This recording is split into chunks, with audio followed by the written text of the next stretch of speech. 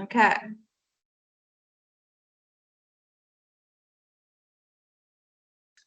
So like I said, this is lecture 5. And specifically, everything you learned in the previous lectures are still applicable. So the basic consolidation procedures remain the same. So step 1, you learned to eliminate the investment in the subsidiary against the equity of the subsidiary. That is still going to be relevant.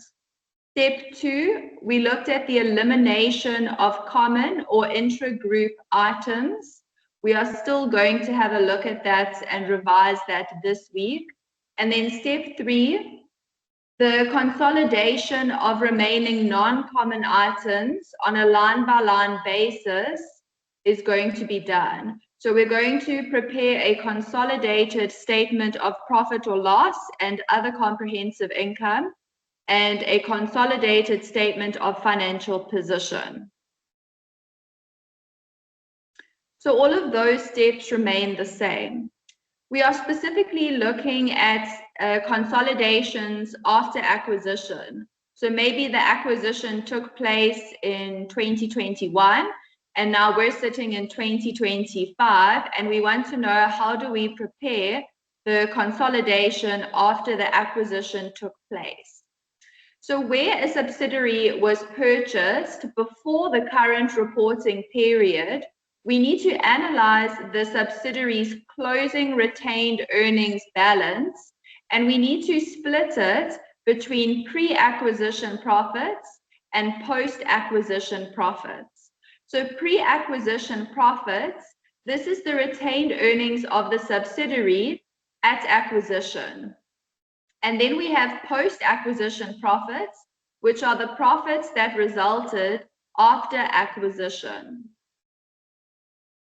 So the post-acquisition profits, these need to be further analyzed and divided into the post-acquisition profits that resulted from the acquisition to the beginning of the current period. So just before the current period started.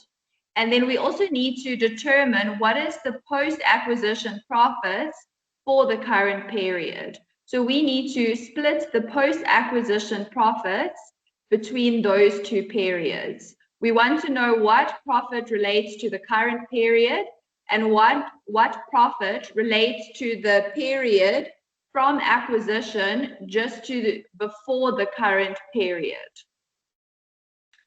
So then those two categories of post-acquisition profits need to be further analyzed and divided. So we want to know what portion of the post-acquisition profits is attributable to the parent, and then what portion of the post-acquisition profits belongs to the non-controlling interest. Okay, so it sounds complicated, but we'll do it step by step when we look at the examples.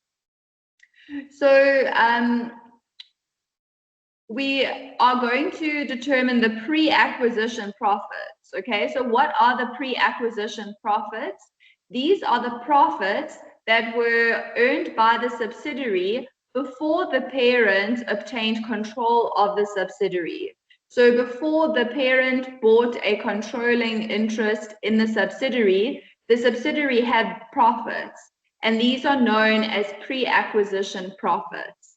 So these profits, they do not form part of the profits that belong to the group. These are often referred to as purchase profits because they form part of the equity of the subsidiary that is going to be eliminated on acquisition. So the understanding behind this is that the parent company, because they were not involved in generating the pre-acquisition profits, due to it having no control before acquiring the subsidiary, so the pre-acquisition profits of the subsidiary should not be included in the group profits. Okay, so the journal entry to eliminate the equity of the subsidiary, including the pre-acquisition profits of the subsidiary at the acquisition date will be the following here. Okay, so we're going to debit share capital. You would have seen this before. So we're going to debit share capital, and then we're going to debit retained earnings, and included in that retained earnings at acquisition will be the pre-acquisition profits. Then we're also going to debit any other reserves that there may be. Then we'll determine whether there's goodwill or a gain on bargain purchase. So if there's goodwill, we will debit goodwill.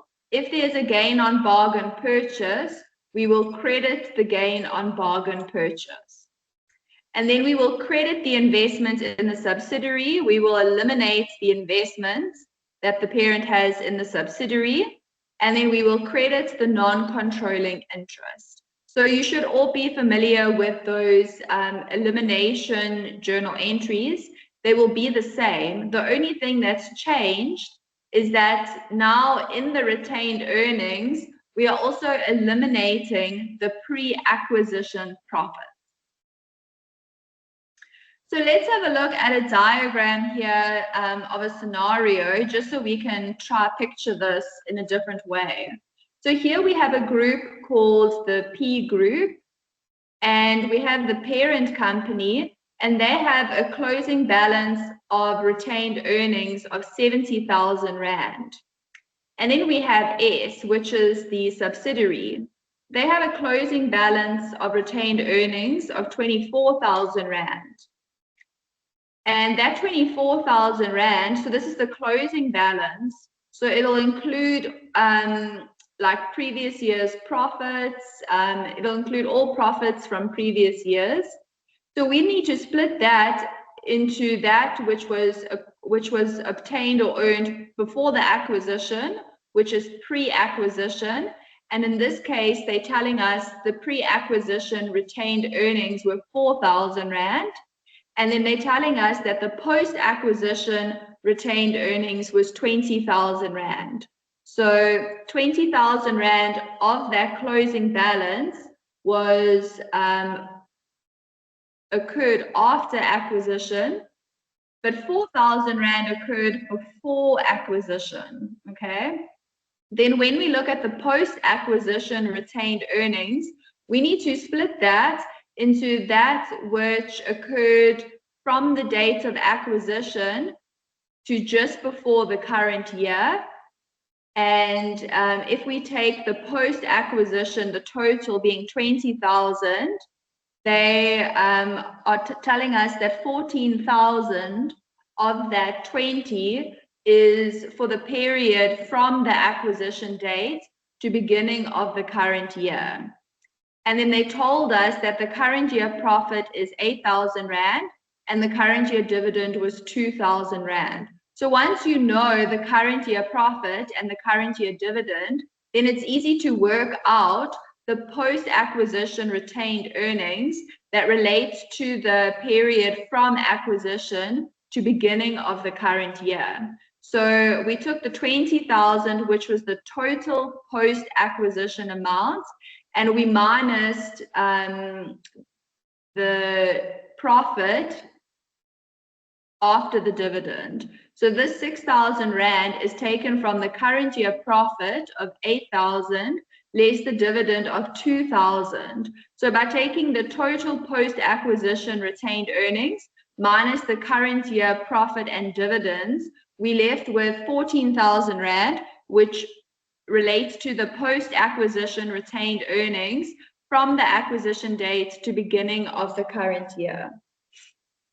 So that is just a picture of what we're trying to determine. So we're trying to analyze this closing balance of the retained earnings of the subsidiary and split it into its various components.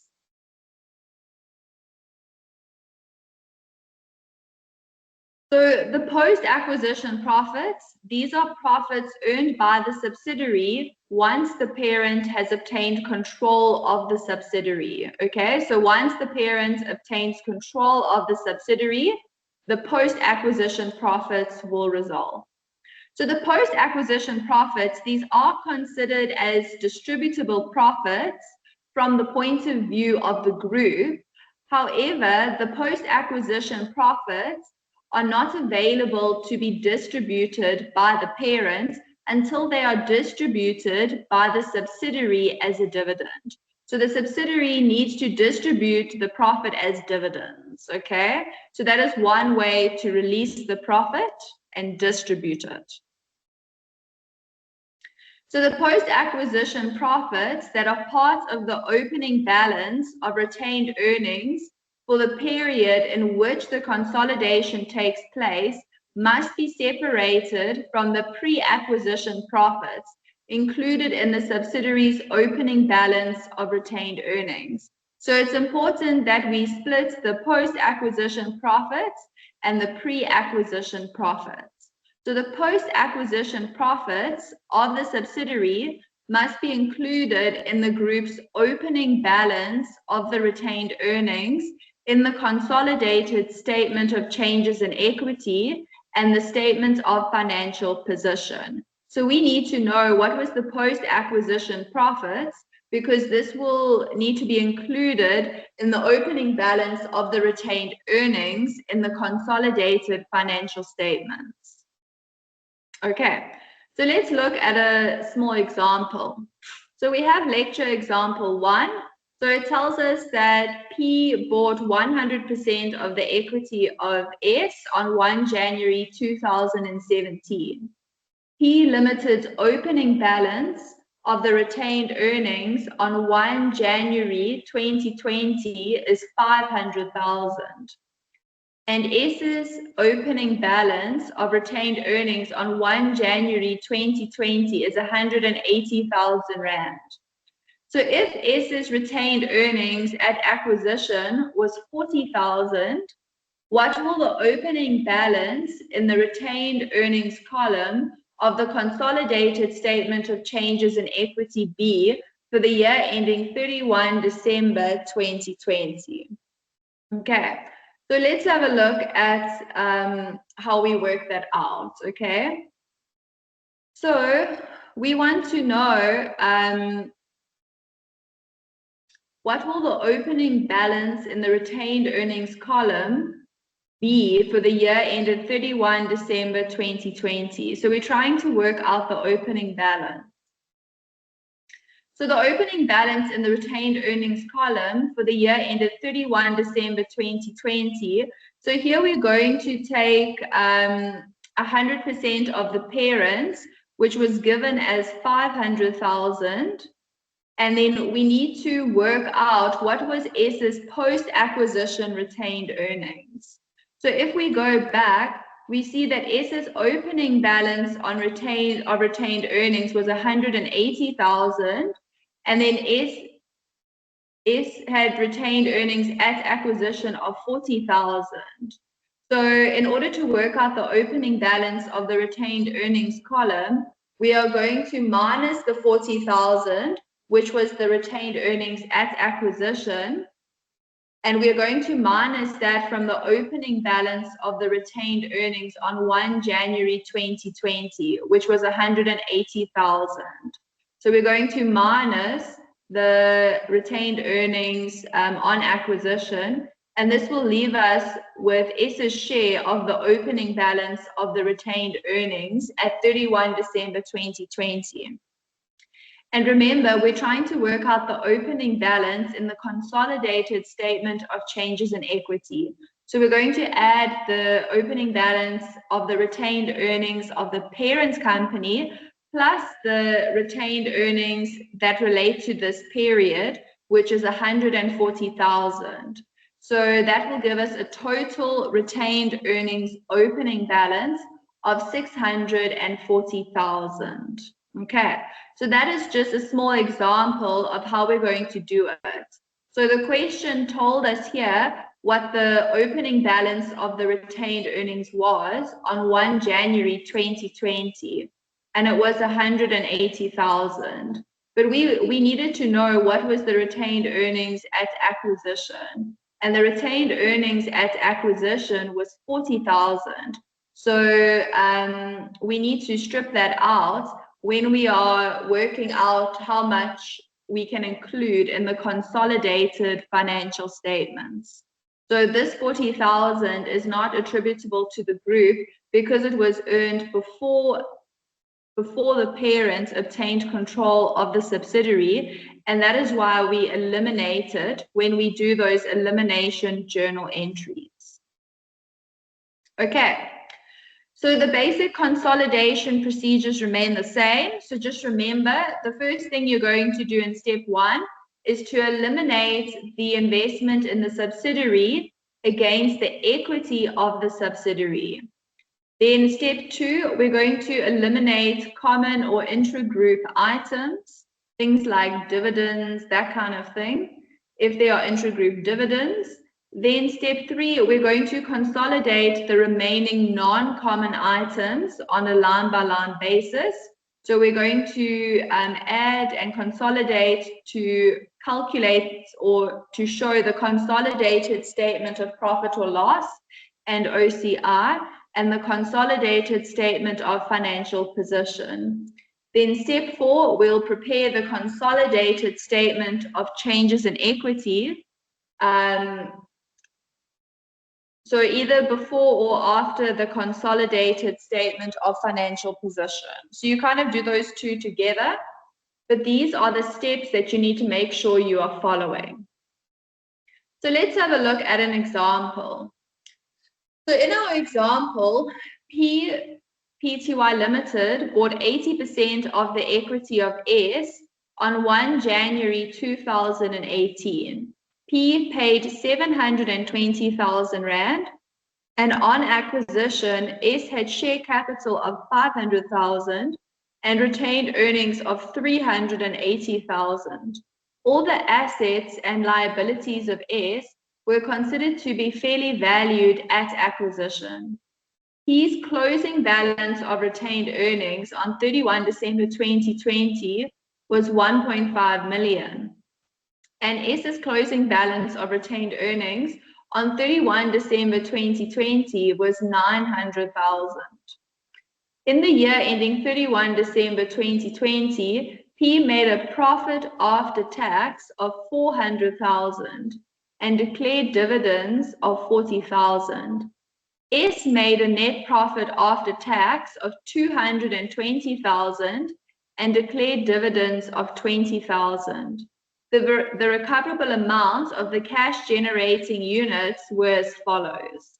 So on 31 December 2019, the cash generating unit had a recoverable amount of 896,000, and then on 31 December 2020, the recoverable amount of the cash generating unit was 894,000.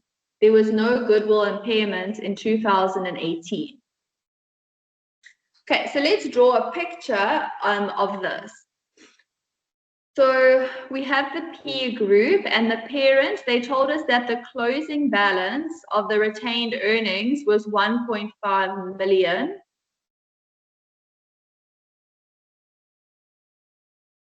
And then we have S, which is the subsidiary, and they have a closing balance of retained earnings of 900,000.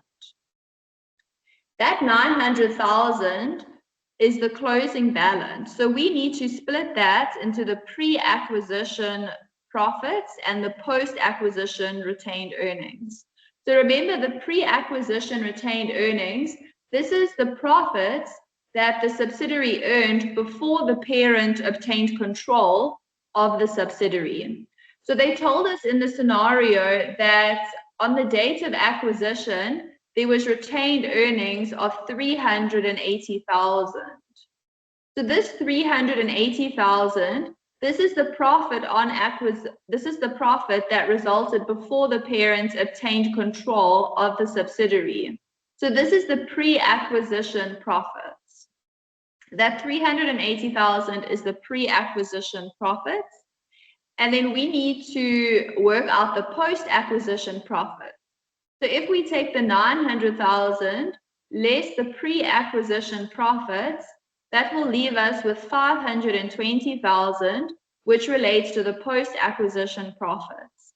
So this post-acquisition profit now needs to be split between the current period and that portion that relates to the period before acquisition to the beginning of the current year.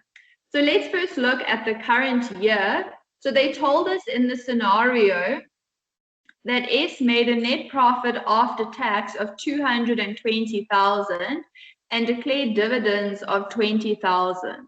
So that is the current year profit.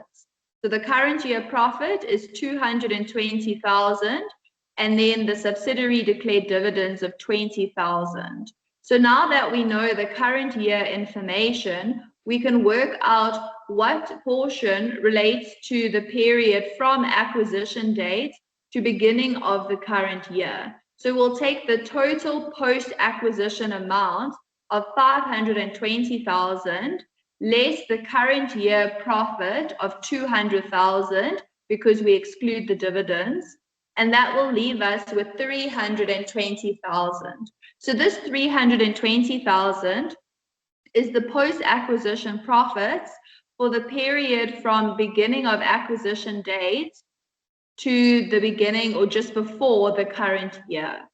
Okay, so that is how you see it in a picture, okay?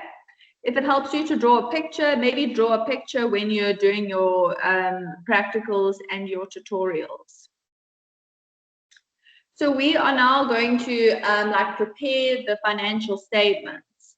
So in order to calculate the opening balance in the retained earnings column of the consolidated statement of changes in equity for the year ended 31 December 2020, we need to split the subsidiary's opening balance between pre-acquisition profits and post-acquisition profits. So that's exactly what we did in the diagram, okay? We split the 900,000 between the pre-acquisition profits and the post-acquisition profits. So then we need to separate the current year profit minus the dividend from the post-acquisition profits in order to obtain the retained earnings from acquisition to the beginning of the current period, okay? So that's what we did here. We said we want to analyze the post-acquisition profits further. So we split it into that portion that relates to the current year and then into that portion that relates to the period from acquisition to the beginning of the current year. So then we need to allocate the non-controlling interest their share of the post-acquisition profits. So in order to allocate the share to the non-controlling interest, we are going to prepare the analysis of equity. So this is something you are all familiar with. This is the analysis of equity. So we're going to start, so here we have three sections, okay? So we have A, which is the at acquisition section, and then we have B, which is the between section. So this is the period post-acquisition from the beginning of, from the acquisition date to the beginning of the current year, okay? But remember, A is at that point at acquisition. Then after the acquisition, we get that period from acquisition to just before the beginning of the current year. So section C is the current year, okay? So we need to split the retained earnings into these sections. So you can see in part A, there's retained earnings. This will be the retained earnings at acquisition. Then we have retained earnings in the B section. This will be the retained earnings from acquisition to the beginning of the current year. And then in part C, we have the profit for the current year. Okay. So let's have a look at where these figures came from. So the scenario told us that on acquisition date, S had share capital of 500,000, okay, and retained earnings of 380,000. So these are this is the equity of S at acquisition. And we said that P, which is the parent company, they bought 80%. So if the parent company owns 80%, it means that the non-controlling interest owns 20%. So we need to now apportion the share capital. 80% of that is going to go to the parent, So we're going to say 500,000 multiplied by 80%, and that will give us 400,000. And then the remaining amount is the 100,000, which represents 20% for the non-controlling interest. Then the retained earnings, we're going to do the same. So the retained earnings on acquisition date was 380,000 multiplied by 80%, which is the parent's portion, and that will give the retained earnings of 304,000 to the parent. The remaining amount is 76,000, which represents 20%, and that is attributable to the non-controlling interest. So we're going to add this up. And how much was paid? So if we go to slide 15, you'll see that P paid 720,000 on acquisition. So the consideration paid was 720,000. And then in the total column is the consideration paid of 720,000 plus the 176,000, okay? So we now need to work out, is there goodwill or gain on bargain purchase? So because the consideration paid is greater than the equity, then we have goodwill, okay? So the consideration paid was more than what the equity was on acquisition. If we look at the parent share, because they bought 80%, this means that the goodwill is 16,000 Rand. So the goodwill is 16,000 Rand, okay?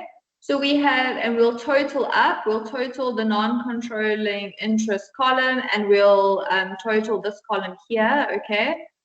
So that is the at acquisition section, okay? So there's nothing new there. You know everything from the prior weeks. This might be new though, the between section and the current year. So let's first look at the current year, because then it will help us do section B, okay? So I always like to look at the current year first, and then we can do section B. So you kind of need to know what is the current year profit. So in the scenario, they told us that S made a net profit after tax of 220,000 and declared dividends of 20,000. So we know that the current year profit minus the dividend is 200,000, okay? So we have the profit after tax of 220,000, and then we have the dividend of 20,000. So we're going to give the share to the parent. So 80% of this profit after tax is going to be given to the parent, which is 176,000. And then the 20% will be attributed to the non-controlling interest, okay?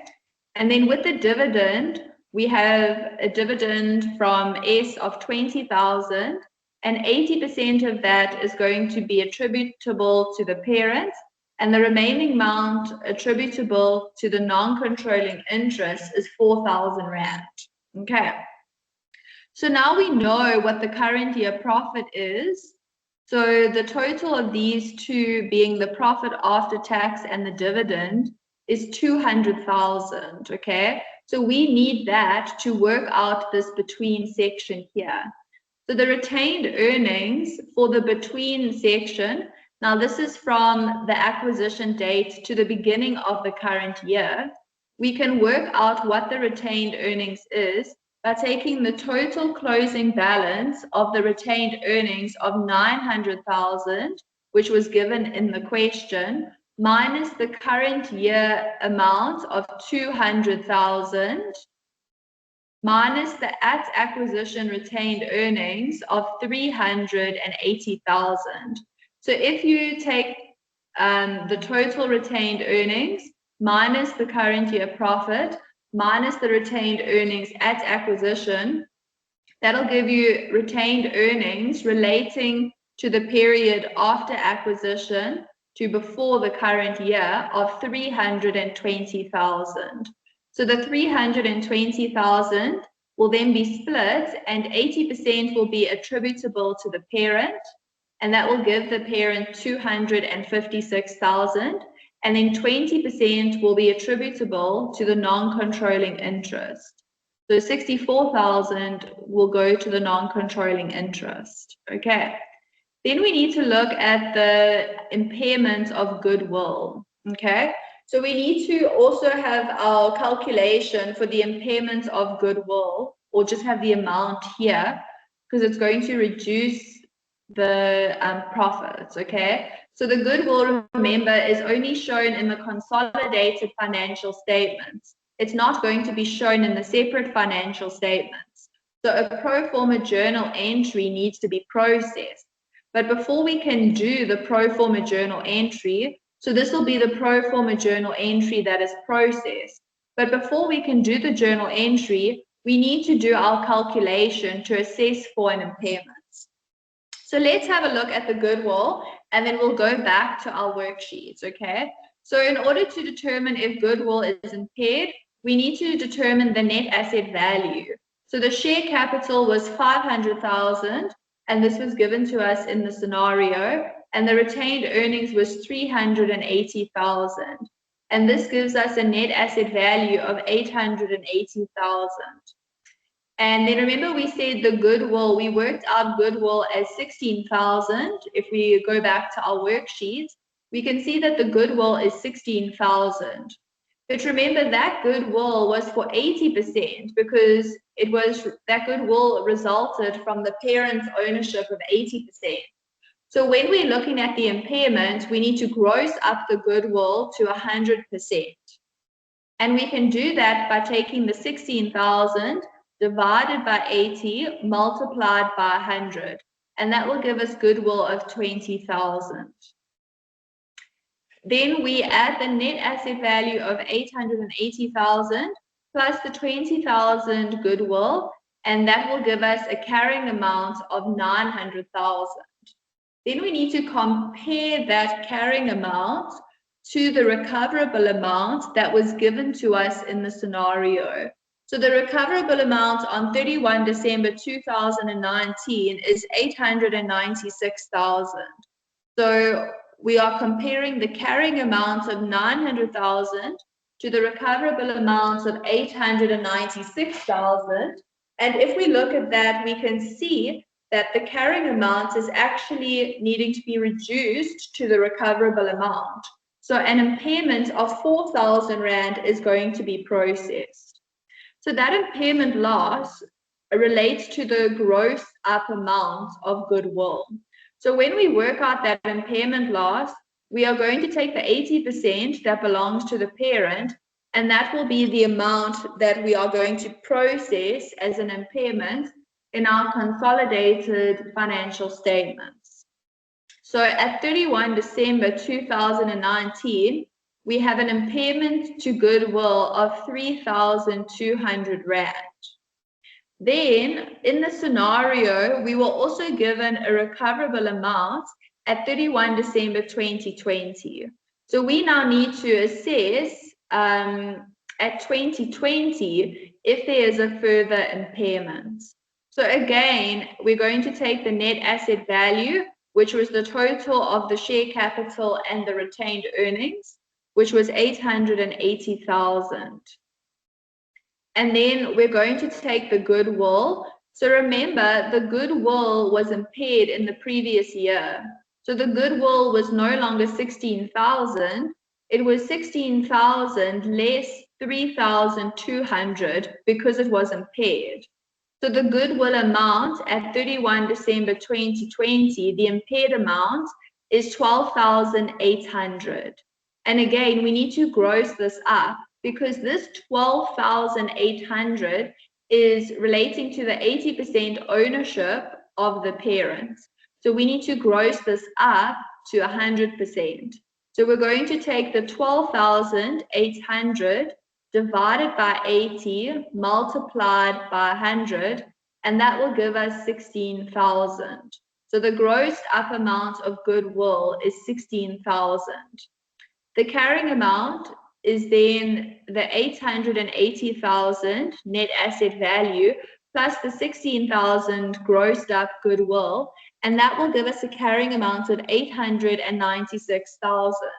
We'll then compare that carrying amount to the recoverable amount.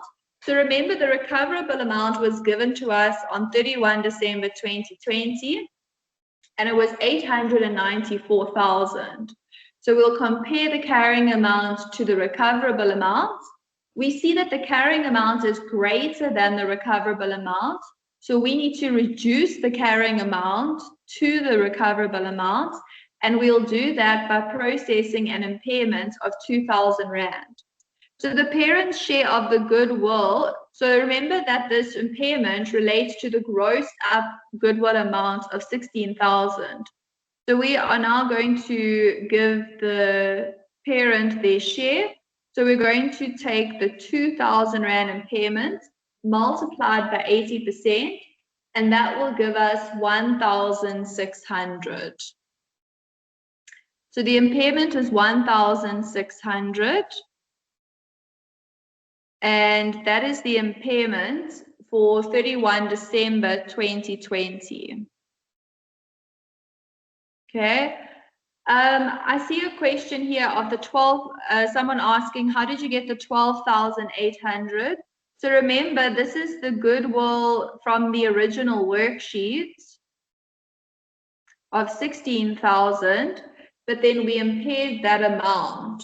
So an impairment was processed of 3,200. So then when we impaired it in the first year, the goodwill balance then becomes 12,800. Okay, so we have an impairment at 31 December 2019 of 3,200, and then we have an impairment at 31 December 2020 of 1,600. So let's now go to back to our worksheets. Okay, so we needed to do that calculation in order to determine the impairment to goodwill. Okay, so remember we worked out the impairment at 31 December 2019. We said goodwill was impaired by 3,200. So we are now going to minus that. So remember, an impairment is an expense. It is going to decrease our profits, okay? But because it happened in the prior year, now when we look at it, it decreased our retained earnings because our profit for that year went to our retained earnings. So remember, this is in the section between, in the B section, which is from acquisition date to just before the current year, okay? So it's not the current year. So we are going to show the accumulated impairment loss to goodwill of 3,200. And then when we look at the current year, remember then the following year we had another impairment to goodwill. So we had an impairment to goodwill of 1,600 Rand. And see here that the impairment is only attributable to the parent. And that's because goodwill is only attributable to the parent. So if goodwill relates only to the parent, then the impairment also needs to only go to the parent, okay?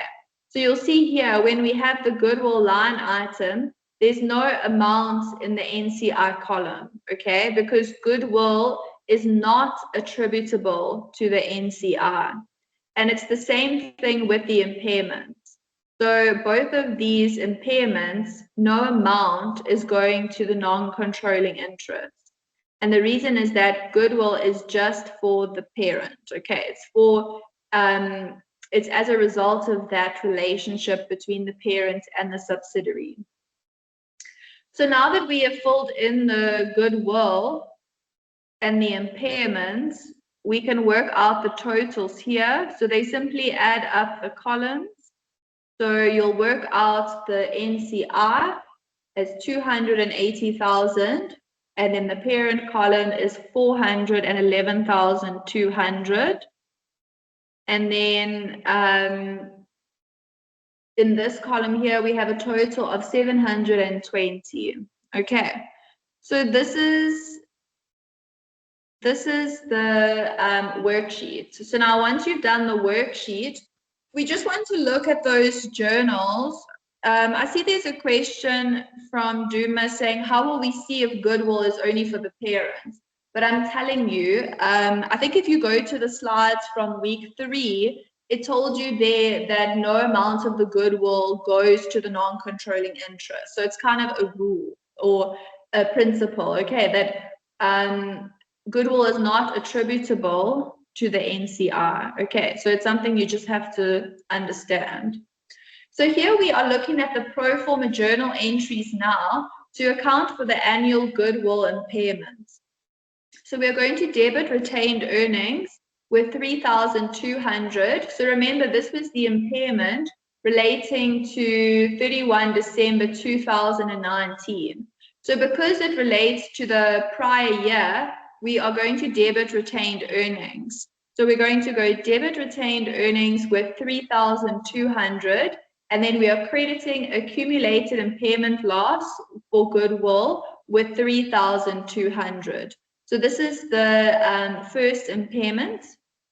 Then we had the second impairment in the current year, which was 31 December 2020. And because it is the current year, it will go to profit and loss. So we're saying debit impairment loss, profit and loss with 1,600. And then we are crediting accumulated impairment loss, goodwill with 1,600. So you'll see here that depending on whether the impairment related to the prior year or the current year, this will determine if you are debiting retained earnings in the statement of changes in equity, or if you are debiting impairment loss in the statement of profit and loss. Okay, so that is the journal for the impairment of goodwill. Obviously, you'll have to do this calculation first. So this is the calculation we did to determine whether goodwill was impaired. We simply compared the net asset. We take the net asset value and the goodwill to work out the carrying amount, and then we compared that to the recoverable amount. And we did the same. So at 31 December 2020, we did the same. We worked out the carrying amount and compared that to the recoverable amount. And we saw that we had another impairment. Okay, and we put those amounts in the worksheet. So now we need to have a look at our steps. So remember we said that step 1 was to eliminate the investment in the subsidiary. So we'll use our worksheet to help us with these journals, okay? So if you have your worksheet in front of you, you can follow. So we're going to debit share capital with 500,000. So remember, this is S's share capital that they had on acquisition date. So we are eliminating that. And we are debiting retained earnings with 380,000 Rand. So this is the retained earnings as well on acquisition date. It was given in the scenario, and remember we put it in that at acquisition section in our worksheet. Then we worked out that we had goodwill of 16,000. So we debited goodwill with 16,000.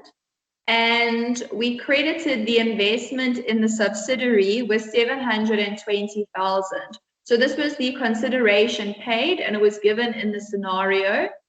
Then we want to give the non-controlling interest their share. So if we go to the worksheet,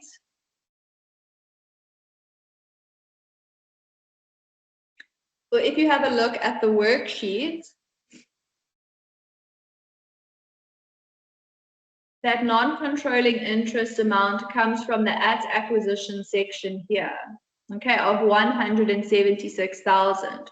So in order to do that first step, you're looking here at the share capital and retained earnings, and then you're looking at the goodwill here, and then you're looking at the non-controlling interest here. So all of those amounts go into that first step and that first elimination journal entry. Once you've done step 1, now we're going to look at step 2. So step 2 is to eliminate the common or intragroup items. So the pro forma journal entry to account for the non-controlling interest share of the subsidiary's post-acquisition retained earnings up to the beginning of the current period. Okay, that sounds confusing, But basically what we're trying to do is we're going to give NCI their share of the retained earnings in this B section. So remember we said this B section is for the period like just after acquisition, before the current year, and this is retained earnings, so it is like prior year profits. So we need to give NCI their share, which is 64,000.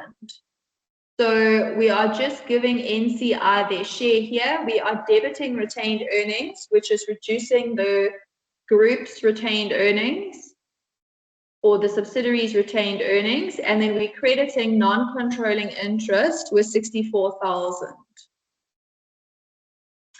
Then we want to give NCI their portion of the subsidiaries' current year profits.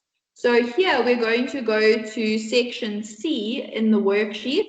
So if we go back to section C, we'll see that that 44,000 relates here to the profits for the current year, and this is NCI's portion, that 44,000. So we have to process the journal entry to give the non-controlling interest their share. So we are going to debit non-controlling interest with 44,000, and we're going to credit non-controlling interest in the statement of financial position with 44,000. So here it's important to put your classification. So show that you are debiting the non-controlling interest in the profit and loss statement, and you are crediting the non-controlling interest in the statement of financial position. Okay, we need to see this. We won't give you marks if you're just writing debit NCI, credit NCI. You need to show your classifications. So that gives the NCI their portion of the subsidiary's current year profits. Let's now have a look at another journal entry we need to do. We need to eliminate the intra-group dividend. So during the year, the subsidiary declared a dividend of 20,000, and 80% of that went to the parent. And the other 20% is attributable to the non-controlling interest. So we are going to say debit dividend income with 16,000, and we are debiting non-controlling interest with 4,000. And we are crediting dividend class A in the statement of changes in equity. So this journal results in the intra-group dividend being eliminated between the parents and the subsidiary, and then we are giving the non-controlling interest their share of the dividend, which is NCI's share is 4,000. This is also in the worksheet in section C. Now we have the statements, the consolidated statement of changes in equity. So here we need to know how do we work out the opening balance here. So it's in red, and let's go to the calculations. So we want to know how did we work out the 139,200 and 800, okay? So here we take P's opening balance of retained earnings, and then we minus the current year profit. So they told us in the question that P made a profit after tax of 400,000 minus the dividend of 40,000. So here we are working out the retained earnings that is from P, and then we are adding in S's post-acquisition profits, which was 252,800. So this comes from the worksheet section in part B, I think it is. That 252,000 is in part B of the worksheet. So it's made up of the post-acquisition retained earnings for the period after acquisition to beginning of the current year, minus the goodwill impairments, okay? So if we add these two amounts, we add the amount attributable from P, the opening balance of retained earnings from P, plus the amount from the worksheet, that will give us an opening balance of retained earnings of 1,392,800.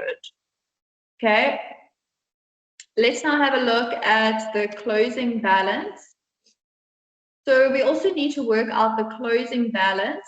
So that will consist of the closing balance of retained earnings. P has 1.5 million. That was given in the scenario. And then we'll take S's post-acquisition profits to P. So if you're looking in your worksheet, this will be the total of all of the columns. So if you're looking at the bottom in the C section, it will be the total post-acquisition profits to P of 411,200 Rand. So if you add these two together, that will give you 1,911,200 Rand. And this is the closing balance on the retained earnings, okay? So we've calculated the opening balance and the closing balance. Now let's have a look at the total comprehensive income. So how do we determine the total comprehensive income in the consolidated statement of changes in equity? So here we're going to take the profits from P, which was 400,000, which was given in the scenario, and we're going to add the current year profit for S of 160,000. So that 160,000 is made up of the profit after tax of 176,000 minus the 16,000 dividend. So have a look in your analysis of owner's equity in the current year section in section C. And then we also need to minus the impairment of the goodwill for the current year. So if we take P's profit of 400,000 plus S's current year profit of 160 minus the impairment of goodwill, that gives us a total comprehensive income of 558,400 Rand. So we have also shown how to work out this now. Okay, so just be aware of those calculations because you could be asked to work out the opening balance, the closing balance, or the total comprehensive income in the consolidated statement of changes in equity. Now let's have a look at this example here. Okay, so we have another example. Lecture example 3. So here on 1 January 2019, P acquired 40,000 shares in S and paid 600,000. On this date, S had 50,000 shares in issue, a share capital of 500,000, and retained earnings of 200,000. The purchase was made at the acquisition fair value of the net assets acquired. In the year ending 31 December 2020, P made a profit after tax of 654,000 and declared dividends of 50,000. And S made profit after tax of 400,000 and declared a dividend of 40,000. So the respective statement of financial position of the two companies are on the next slide. And then here they give us the recoverable amounts of the cash generating unit. So this is the separate statement of financial position of P and the separate financial statement of S. So these are going to help us when we're looking at the consolidated financial statements. Then we have the separate statement of profit or loss and other comprehensive income, and separate statement of profit or loss and other comprehensive income here. So the required says prepare the following statements for the P group for the year ended 31 December 2020. So we have the consolidated statement of profit or loss and other comprehensive income.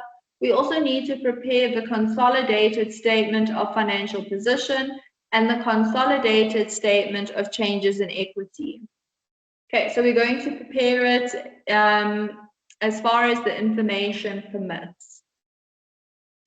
So remember, our steps remain the same. So we need to eliminate the investment in the subsidiary against the equity of the subsidiary. Then step 2, we need to eliminate the common or intragroup items. And then step 3, we're going to consolidate the remaining non-common items on a line-by-line basis in the consolidated statement of profit or loss and OCI and the statement of financial position. And then we're going to prepare the consolidated statement of changes in equity. Okay, those are our steps. The first thing we need to do is to eliminate the investment in the subsidiary. So remember that the consideration paid was 600,000, and this investment is in the books of Pty Limited, and this represents the investment in the equity of S. If we need to work out the ownership, we were told that 40,000 shares were acquired and S had 50,000 shares in issue. So this means that P's total shareholding is 80%. Therefore, the non-controlling interest must be 20%. So this is going to help us when we're looking at our analysis of owner's equity. So P owns 80% of the share capital. So in order to prepare those consolidated financial statements, we actually need to prepare the analysis of owner's equity. Okay, so it's similar to the previous one. We're going to start with the at acquisition section. And we were told in the scenario that S had share capital of 500,000 and retained earnings of 200,000 on acquisition date. We're going to give the parent their share. So we're going to say 500,000 multiplied by 80% will give the parent 400,000, and the NCI will have 100,000. Then we have retained earnings. So the 200,000 represents the retained earnings at acquisition date.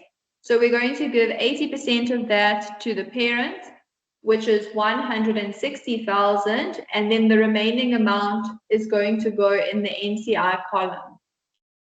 So once we total the at acquisition share capital and retained earnings, and if we compare it to the consideration paid of 600,000, you'll see that goodwill is going to be 40,000.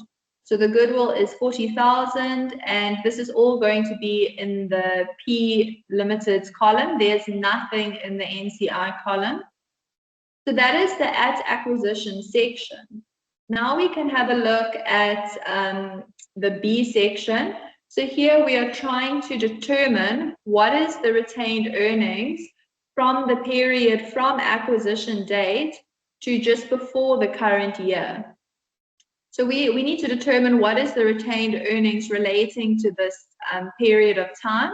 So we'll start by taking the retained earnings closing balance of 860,000, which was given in the statement of financial position, and we'll minus the 360,000, which represents the current period profit after the dividend. So we minus the 360,000 relating to the current period, minus the 200,000, which relates to the retained earnings on acquisition date. So once we have subtracted the current year profit and the 200,000, which is the retained earnings on acquisition date, we'll see that we are left with 300,000, and this is the retained earnings from acquisition date to the beginning of the current year. So that 300,000 then needs to be split between the parent and the non-controlling interest. So 80% belongs to the parent, which means the parent gets 240,000 and the NCI gets 60,000. Then don't forget, we have our accumulated impairments of goodwill being 4,000 Rand. Okay, we'll look at the calculations later.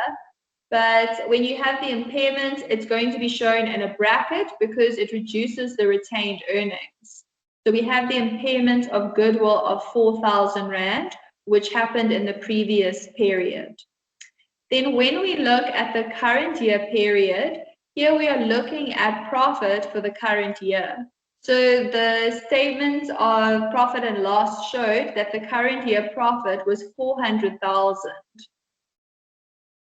So we had 400,000 profits and 80% belonged to the parent and 20% belonged to the NCI. Then we had dividends that the subsidiary declared. So the dividend was 40,000 that the subsidiary declared. 80% of that was attributable to the parent, and then 20% was attributable to the non-controlling interest. And then we had another impairment of goodwill in the current year, which was 4,000 Rand. Okay. Then once you have determined all of these amounts, you're going to total up your columns, because these numbers will be used in some of the areas in the consolidated statements. So we'll need to know what these totals are. Okay, so that is the worksheet. So that is your analysis of owner's equity, and you must always prepare this. Okay, we're not going to ask for it, but you must prepare it because there's always going to be marks given for this. This is your calculation. Okay, so it's very important that you do your analysis of owner's equity. Now, step one, we are going to do our step one, eliminate the investment in subsidiary against S's equity. So here we are going to look at the A part of the analysis of owner's equity, and we're looking at these figures here, the retained earnings and share capital, and the consideration paid and the goodwill.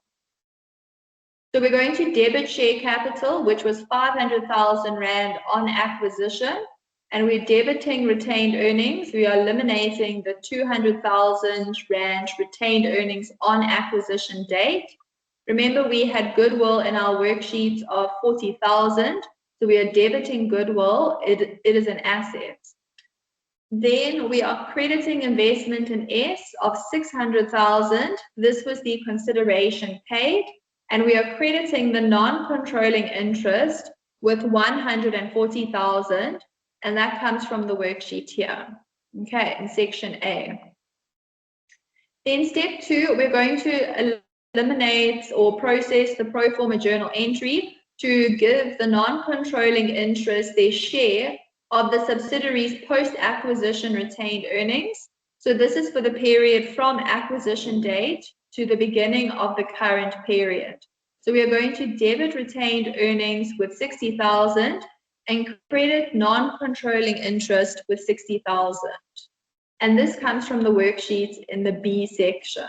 Okay, that is from the B section. Then we have the amount from the current year profit that we need to give to the non-controlling interest. So here we are going to debit non-controlling interest with 80,000, and this is the non-controlling interest in the statement of profit and loss. And we are crediting the non-controlling interest in the statement of financial position with 80,000. So this comes from the C section in the worksheet. Then we need to eliminate the intra-group dividend. So during the year, the subsidiary declared a dividend of 40,000, and we need to eliminate the intra-group part. So we are going to debit the dividend income. This eliminates the parent share of the dividend, and we're going to debit the non-controlling interest with 8,000 Rand. And we're going to credit the dividend class A in the statement of changes in equity of 40,000 Rand. And this comes from the section in section C in the worksheets. Okay. So have a look at that in the worksheets. Then we have our calculations again for our goodwill. So we need to process the pro forma journal entries relating to goodwill. But before we can do the journal entries, we actually need to do the calculations.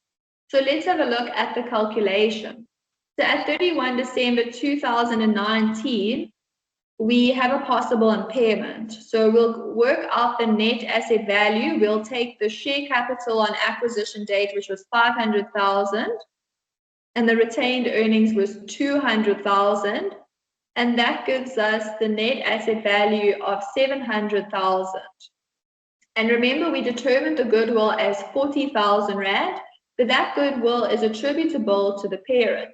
So that goodwill represents goodwill from the 80% ownership that the parent has.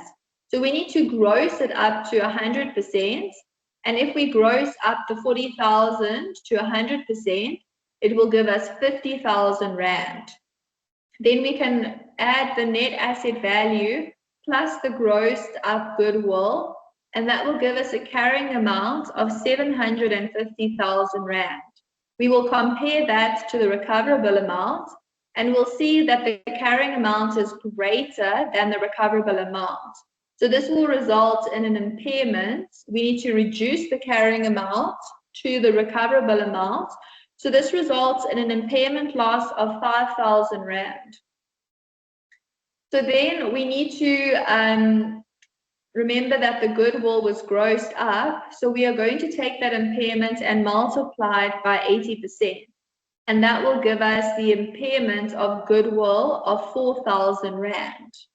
Okay, so that is the impairment at 31 December 2019. And then if we calculate the impairment a year later at 31 December 2020, remember that the impairment in the previous year actually reduced the value of the goodwill. So even though we had goodwill on acquisition of 40,000, it was impaired by 4,000 Rand, which means that at the end of the previous year, the goodwill balance was 36,000 Rand. Okay, so we have a goodwill value of 36,000 Rand. And remember that represents that is relating to the ownership of 80% of the parent. So we need to gross it up. So we're going to say 36,000 divided by 80% multiplied by 100, and that will give us 45,000 Rand. And we'll add that to the net asset value to determine the carrying amount. So the carrying amount here is 745,000. And note that this carrying amount actually equals the previous year's recoverable amount, okay? Which makes sense because we had that impairment of 4,000 Rand. So our carrying amount at 31 December 2020 is 745,000 Rand. And we're comparing it to the recoverable amount given in the scenario of 740,000. So the carrying amount is greater than the recoverable amount. So we are going to reduce the carrying amount to the recoverable amount. And we'll do that by processing an impairment of 5,000. So the parent's share of the impairment of goodwill. So we are going to then take that 5,000 and multiply it by 80%. So the impairment relating to the parents is 4,000 Rand. So we have an impairment. So if we look at the impairment at 31 December 2019, we had an impairment of 4,000 Rand. And then at 31 December 2020, our impairment was also 4,000 Rand. So when we look at the pro forma journal entries to account the annual goodwill impairment, both of the amounts are 4,000 Rand. So remember that the first impairment happened in the prior year in 2019. So we are going to debit retained earnings in the statement of changes in equity with 4,000 Rand. And then we're going to credit accumulated impairment loss goodwill of 4,000 Rand. Then in the current year, again, we had an impairment. So we're going to debit impairment loss in the statement of profit and loss of 4,000. And then we're going to credit accumulated impairment loss goodwill with 4,000. Okay, so that relates to the impairment of goodwill. We've done the calculations to determine the impairment. Now we need to look at step 3. So in step 3, we are going to add 100% of P Limited to 100% of S Limited. So we're going to consolidate on a line-by-line basis and work out or prepare the consolidated statement of profit or loss and other comprehensive income and the consolidated statement of financial position. So when we look at the statement of profit or loss and other comprehensive income, we must show the non-controlling interest separately in the statement of profit or loss and other comprehensive income. And then the total comprehensive income attributable to the non-controlling interest must be shown separately in the statement of profit or loss and other comprehensive income. Okay, so we're going to have a line item showing the net profit attributable to the non-controlling interest. And then we're also going to have a line item showing the total comprehensive income attributable to the non-controlling interest. So let's have a look at the consolidated statement of profit or loss.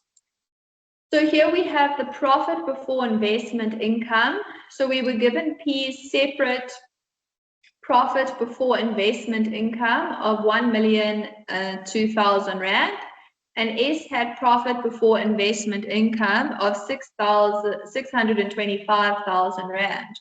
So we're simply going to add P plus S, and that will give us a consolidated amount of 1,627,000. Then we had the dividend income. So remember, P received a dividend from S, which is 32,000 Rand.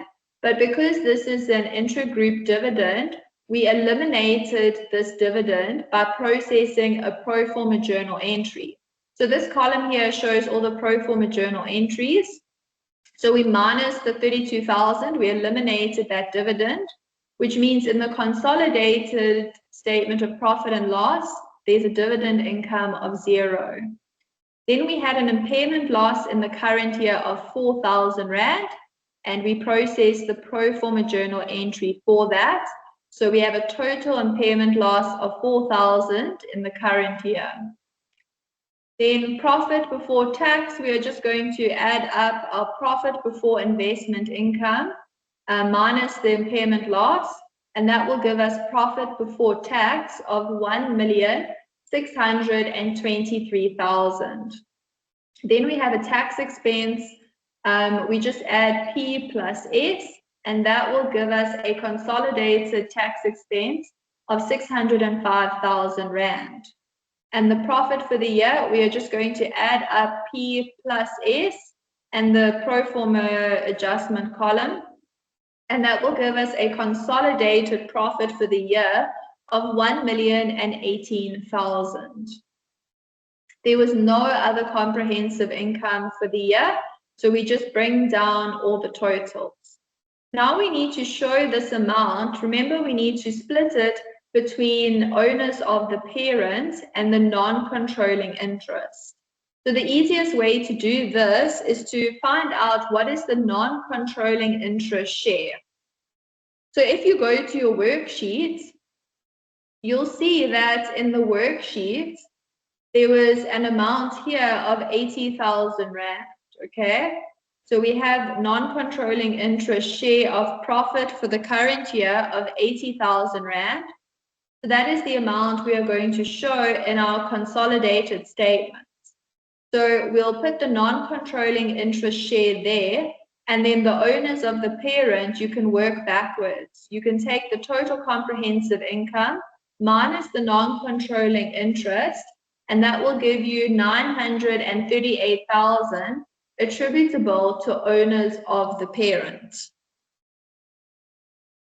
Then we need to look at the statement of financial position. So here again, we're going to add 100% of P to 100% of S on a line-by-line basis for the assets and liabilities.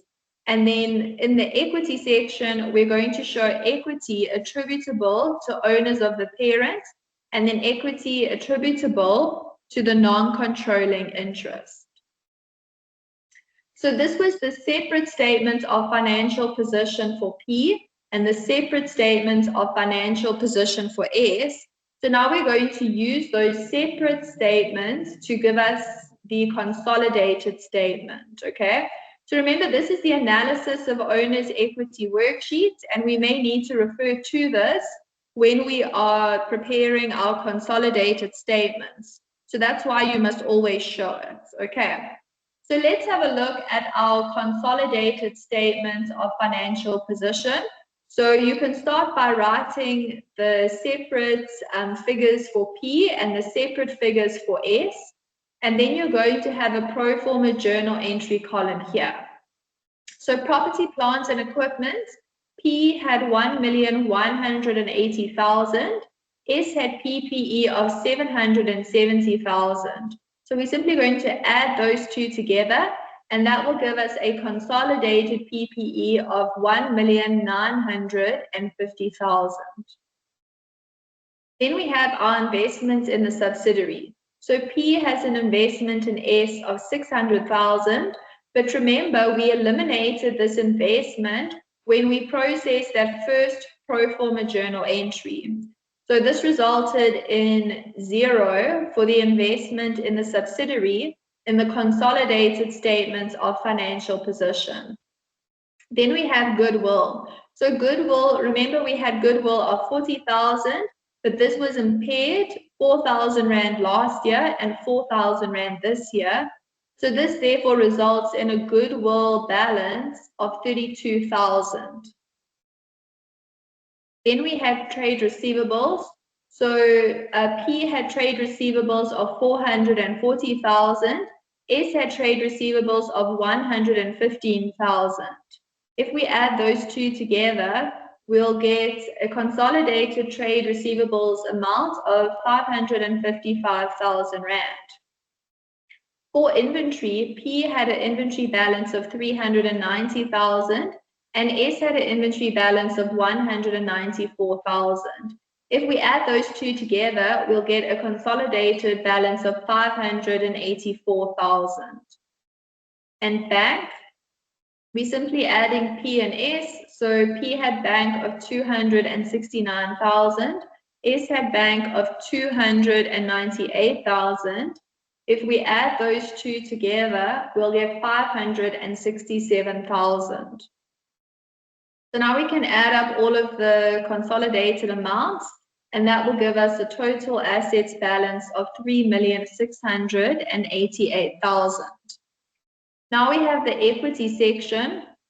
So P had share capital of 900,000 and S had share capital of 500,000. But remember, we eliminated this 500,000 by processing the pro forma journal entries. So we left with a consolidated share capital of 900,000. For retained earnings, P had retained earnings of 1,804,000 and S had retained earnings of 860,000. Then we processed a whole lot of those pro forma journal entries, and most of them hit the retained earnings. And then we had that impairment of goodwill. So these amounts come from the pro forma journal entries. Then we are left with a consolidated retained earnings of 2,324,000. Then we have to give the non-controlling interest their share of the NCI. So this 272,000, this will come from the analysis of owner's equity. It is the total amount. So the NCI in equity comes from this total here. Then we have our liabilities. So P had trade payables of 175,000 and S had trade payables of 17,000. If we add those two together, we'll get a consolidated amount of 192,000. Okay, so that is the consolidated statement of financial position. Now we need to have a look at the statement of changes in equity. So remember that the statement of changes in equity, it must only show amounts that are attributable to the parent in the reserve accounts. And then we have a separate column which shows the total equity of the parent. And then next to that, we have a separate column for the non-controlling interest. Then the last column on the right is going to be the total equity column, and that adds the total equity of the parent plus the non-controlling interest equity. So here we are given the closing balances for retained earnings, and we're given the dividend and the total comprehensive income. So we can actually work backwards to calculate the opening balance. So if we take the closing balance and we add the dividends and we minus the total comprehensive income, that will give us the opening balance. So by working backwards, we can see that the opening balance on the retained earnings for Pty Limited is 1.2 million, and the opening balance for retained earnings of SPTY Limited is 500,000. So now we have the separate opening balance for retained earnings. Now we can use that to prepare our consolidated statement of changes in equity. So here we have share capital. So remember we said that this is only going to show the parent's share capital of 900,000. And then we had our opening balance of retained earnings. So this was made up of the opening balance of the parent plus the 236,000 from that analysis of owner's equity. So that will give us a consolidated opening balance of 1,436,000. Then for the closing balance here, we had the parent's closing retained earnings of 1,804,000 plus the 520,000 closing balance of retained earnings from the analysis of owner's equity. And if we add those two together, we'll get a consolidated closing balance on retained earnings of 2,324,000.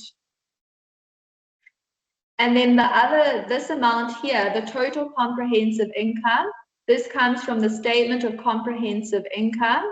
And this dividend paid here is the dividend that was paid by the parent. And then remember we had that dividend that was declared and paid by the subsidiary. This is the NCI share of that here. Okay, so you'll see this total of the non-controlling interest.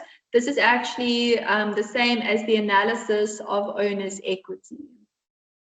Then once you have calculated the total parents' ownership here in the NCI column, then you can just add those two columns together to work out the total equity in the consolidated statement of changes in equity.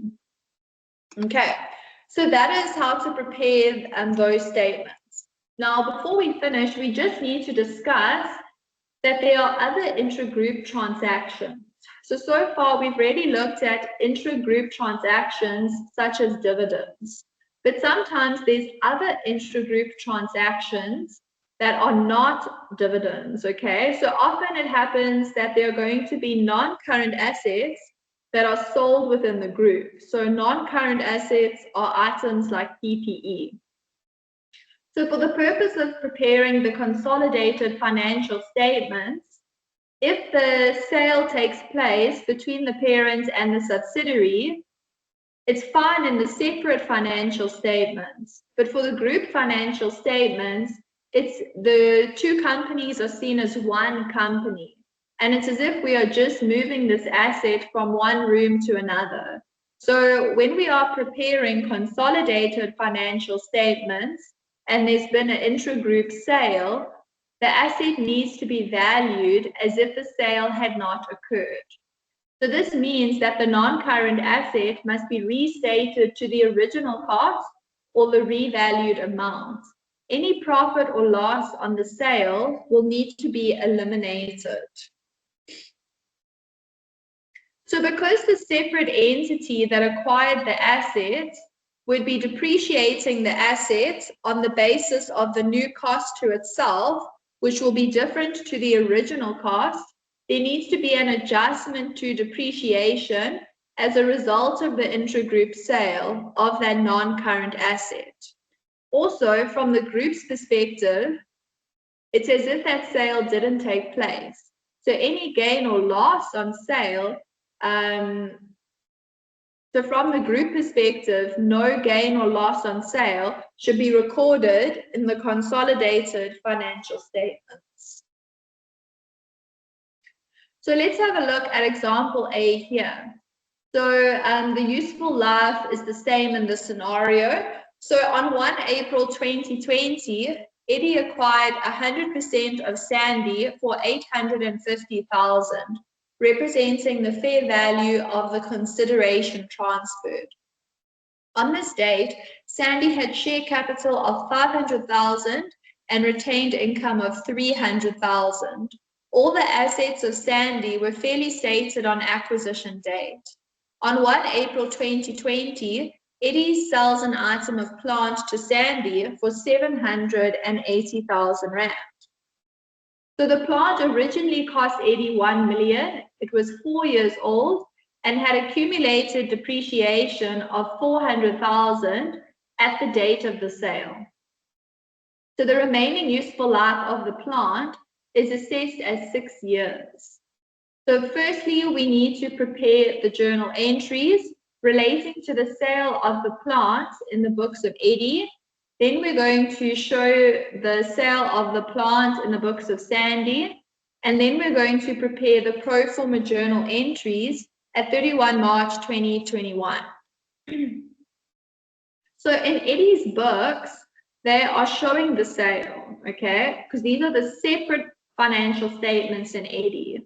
So it's not a problem in Eddie's separate books.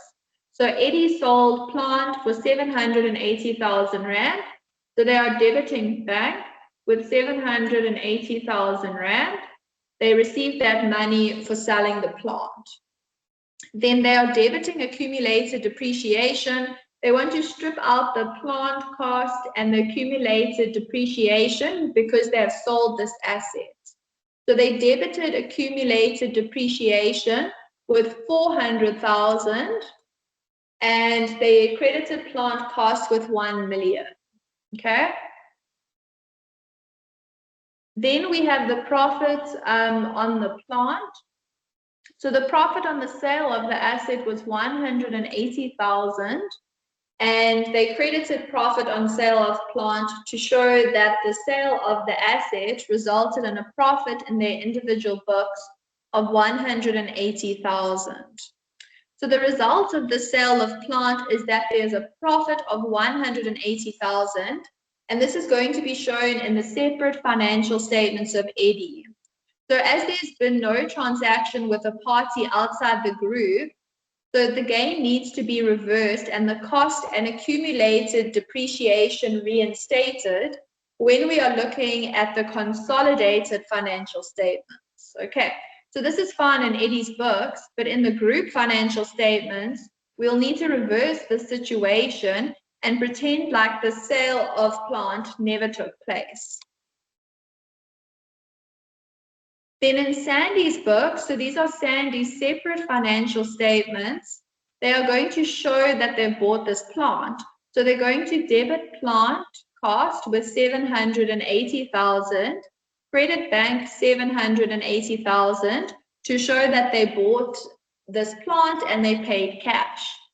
Then at the end of the year, they're going to process depreciation. They told us that the remaining useful life was 6 years.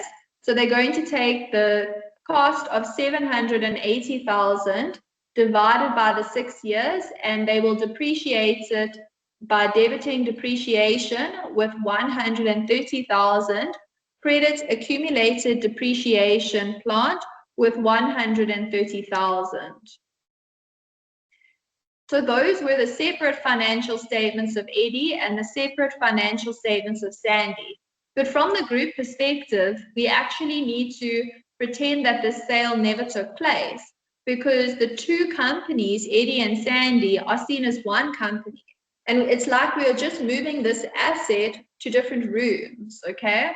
So we are going to reverse the sale of plant from the group's perspective. So when we're looking at the pro forma journal entries, we want to reverse the sale. So remember that the sale resulted in a gain of 180,000 in Eddie's books. So we are reversing that profit. We are debiting profit on sale of plant with 180,000. Remember that the original cost of the plant was 1 million, and then Sandy bought the plant for 780,000. We need to reinstate the cost of the plant to 1 million. So we're going to debit plant cost with 220,000 to take the cost from 782 back to 1 million. Then we're going to reinstate the accumulated depreciation of the plant by crediting accumulated depreciation with 400,000. So we essentially have reversed the profit recorded in the books of Eddie, and we have reinstated the cost and the accumulated depreciation. So the result of the above is that the gain is removed and the asset and accumulated depreciation, these are both reinstated to the previous amounts reported by Eddie prior to the sale. Okay. Then we would have to also adjust the depreciation process. So Sandy was depreciating the asset after they bought it by saying 780,000 divided by a useful life of 6 years, and that resulted in depreciation of 130,000. But from the group's perspective, the depreciation should only be 100,000. So therefore, we need to adjust the depreciation charge by reducing it to show the original depreciation before the sale of the plant. So we are debiting accumulated depreciation plant with 30,000 and then credit depreciation with 30,000. So we want to reinstate the depreciation to the original amount of 100,000. So let's just have a look at this example. So this is where there are consolidations 2 years after the acquisition of the subsidiary. So here in this example, on 1 April 2020, Eddie acquired 100% of Sandy for 850,000, representing the fair value of the consideration transferred. On this date, Sandy had a share capital of 500,000 and retained income of 300,000. All the assets of Sandy were fairly stated on acquisition date. On 1 April 2020, Eddie sells an item of plant to Sandy for 780,000. So this plant cost Eddie 1 million, was 4 years old, and had accumulated depreciation of 400,000 at the date of sale. The remaining useful life of the plant is assessed as 6 years. So we need to prepare the necessary pro forma journal entries as at 31 March 2022. So now we are doing the consolidation 2 years after this event occurred.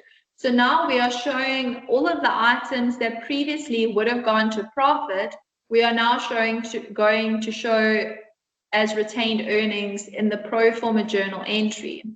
So here, when we are reversing, remember this is the consolidated financial statements. So when we are preparing the consolidated financial statements 2 years after the sale took place, the reversal of the profits needs to be shown now in retained income. So previously we would have debited the profit on sale of assets. Now we are debiting retained earnings with 180,000. We are debiting plant with 220,000 and crediting accumulated depreciation with 400,000. So the journal is the same. The only thing that changes is that instead of showing profit, we're showing retained earnings, because that's where our prior profit would have gone to. Then for the pro forma journal entries, we are debiting accumulated depreciation plant with 60,000, and we are crediting depreciation with 30,000, and we are crediting retained earnings with 30,000. So they're showing the depreciation adjustment for the current year and the prior year. So the current year one is shown as depreciation, which affects the profits, but the prior year depreciation adjustment is going to be shown in retained earnings. Okay. So that was just showing it 2 years after the sale took place. Then we have our last lecture example here. So here we have sale from the subsidiary to the parent. So on 1st of April 2020, Eddie acquired 100% of Sandy for $850,000. On this date, Sandy had share capital of $500,000 and retained income of $300,000. On 1 April 2020, Sandy sells an item of plant to Eddie for $780,000. So here the subsidiary is Sandy, and they are selling a plant to Eddie, which is the parent, for $780,000. So the plant originally cost Sandy $1 million, was 4 years old, and had accumulated depreciation of $400,000 at the date of sale. The remaining useful life of the plant is assessed as 6 years.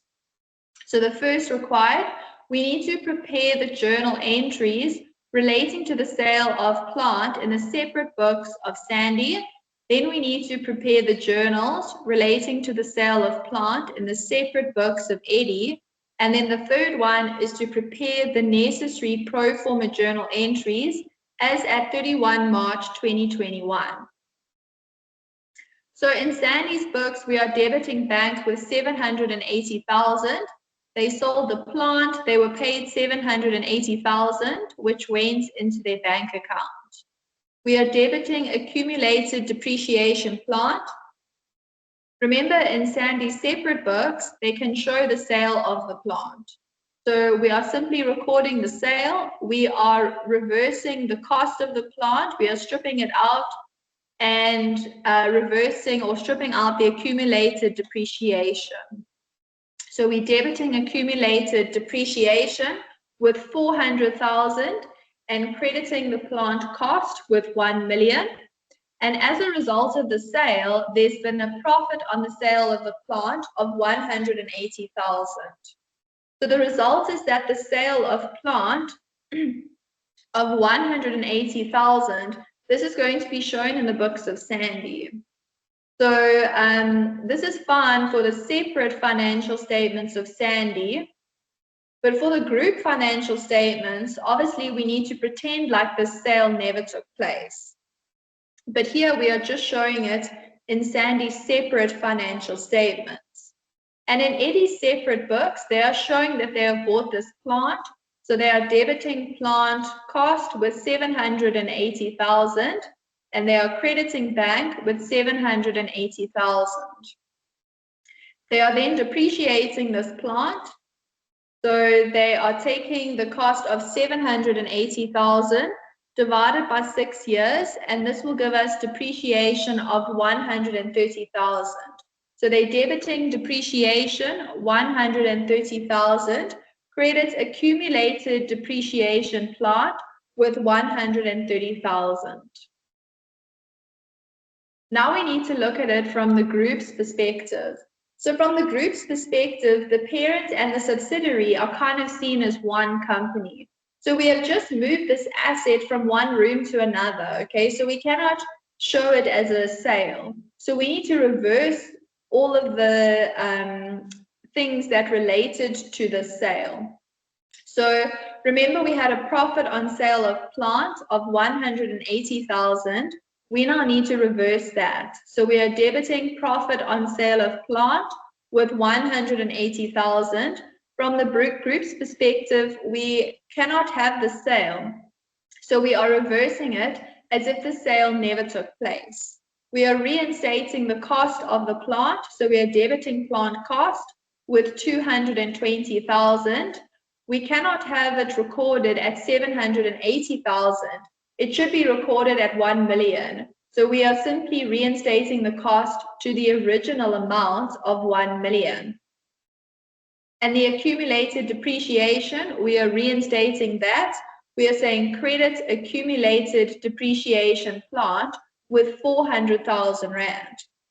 So here, because the subsidiary is selling the asset, the analysis of owner's equity will be impacted.